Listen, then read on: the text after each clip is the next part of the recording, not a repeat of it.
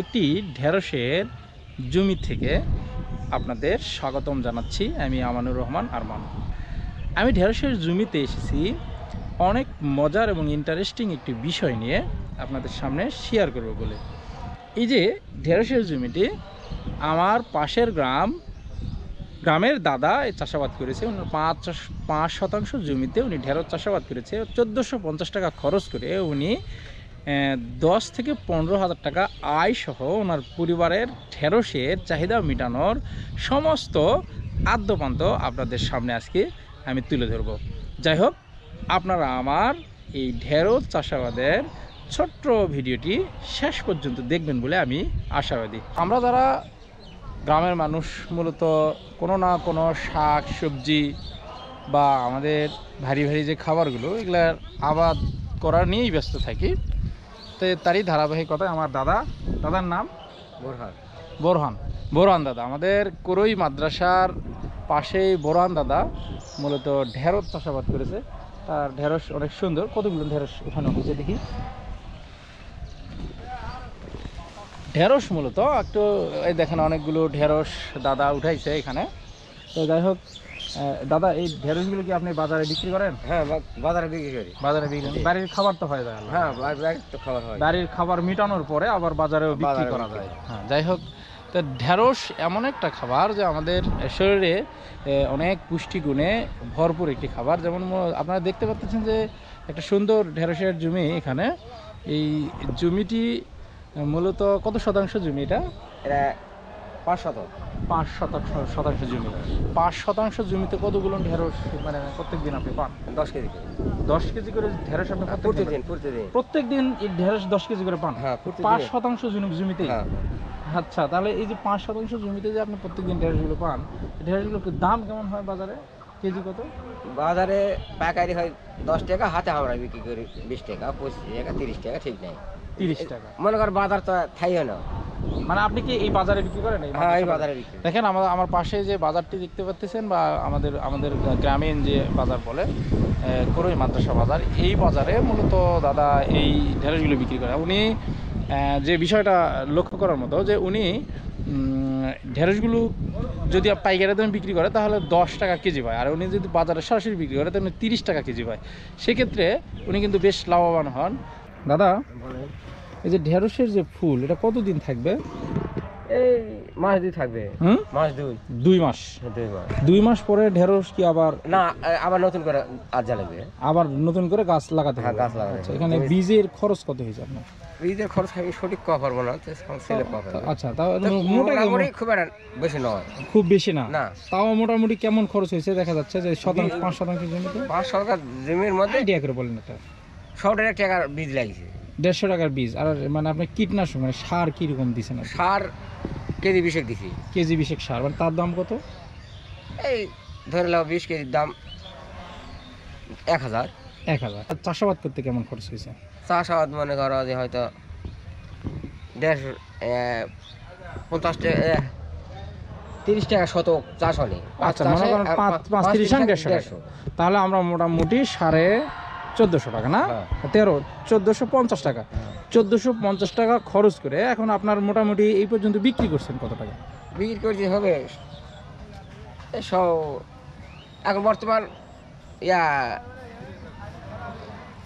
1000 খানেক টাকা বিক্রি করছি। 1000 খানেক টাকা বিক্রি করছেন। এখন শুরু এখনো শুরু। এখানে তো দেখতে পাচ্ছেন যে ঢেঁড়সের এখনো মানে গাছটা কেবলমাত্র শুরু। যাই হোক, এই যে ঢেঁড়স মাত্র উনি 1450 টাকা খরচ করছে। করার পরে উনি বাড়িতে খাবারটার চাহিদাটা পূরণ করছে। করার পরে আবার দেখা যাচ্ছে যে উনি বাজারে 1000 টাকার মতো বিক্রি করছে। আসলে আমরা যদি স্থানীয়ভাবে অনেক জমি আমাদের পড়ে থাকে, এই জমিগুলোতে যদি আমরা এরকম ঢেঁড়সের চাষাবাদ বা বিভিন্ন শস্য ক্ষেত আমরা যদি চাষাবাদ করি, তাহলে আমাদের বাড়ির যে খাবারগুলো এটা কিন্তু পূরণ হয়ে যায়। এটা পূরণ হওয়ার পরেও আবার কি করা যায়, আমাদের এই মানে আমাদের খাবারের চাহিদা পূরণ করার পর আমরা বাজারে বিক্রি করে আমাদের অর্থনৈতিক চাহিদাটাও আমরা পূরণ করতে পারি। যাই হোক, আমি আপনাদের অবশ্যই বলবো যে এরকম ঢেঁড়সের ক্ষেত থেকে আপনাদের এই পরামর্শটা দিতে চাই যে আপনারা অবশ্যই কোনো না কোনো শস্য ক্ষেতের উপরে নজরদারি বা গুরুত্ব দিবেন ইনশাল্লাহ। আচ্ছা, আপনার এই বাজারের আশেপাশে আরও এরকম চাষাবাদ কেউ করে? করে ওইদিকে করে। ওইদিকে করে না? হ্যাঁ, করে। আচ্ছা আচ্ছা। আপনার বাড়িতে ঢেঁড়স যে আপনার এই জমির ঢেঁড়সটা আপনারা খান, এতে আপনার আনন্দিত না? হ্যাঁ, অবশ্যই। মানে নিজে আবাদ করে খাচ্ছেন, কত একটা হ্যাঁ, ভালোর বিষয় না? হ্যাঁ। খাঁটি জিনিস পাওয়া যাচ্ছে, ভেজাল নেই, মনে করেন টাটকা।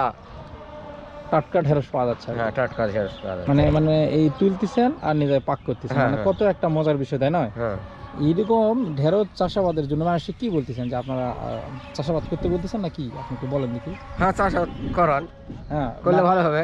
সবাইকে চাষাবাদ করতে বলতেছেন হ্যাঁ, নাকি? হ্যাঁ, যে সবাই চাষাবাদ করে এরকম মানে হ্যাঁ, টাটকা জমির খাবারটা তারা খাক, হ্যাঁ, তাই না? হ্যাঁ, আবার মনে করেন যে যেমন আপনি যেমন 10 কেজি করে যে ঢেঁড়স বিক্রি করছেন, হ্যাঁ।